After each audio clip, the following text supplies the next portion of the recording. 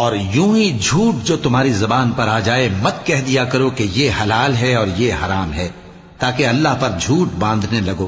جو لوگ اللہ پر جھوٹ باندھتے ہیں ان کا بھلا نہیں ہوگا۔ جھوٹ کا فائدہ تو تھوڑا سا ہے، مگر اس کے بدلے ان کو عذاب علیم بہت ہوگا۔ اور جو چیزیں ہم تم سے پہلے بیان کر چکے ہیں وہ ہم نے یہودیوں پر حرام کر دی تھی، اور ہم نے ان پر کچھ ظلم نہیں کیا بلکہ وہی اپنے آپ پر ظلم کرتے تھے۔ پھر جن لوگوں نے نادانی سے غلط کام کر لیا پھر اس کے بعد توبہ کی اور نیکوکار ہو گئے تو تمہارا پروردگار ان کو توبہ کرنے اور نیکوکار ہو جانے کے بعد بخشنے والا ہے، رحمت کرنے والا ہے۔ بے شک ابراہیم لوگوں کے امام اور اللہ کے فرما بردار تھے جو ایک طرف کے ہو رہے تھے اور مشرکوں میں سے نہ تھے۔ اس کی نعمتوں کے شکر گزار تھے۔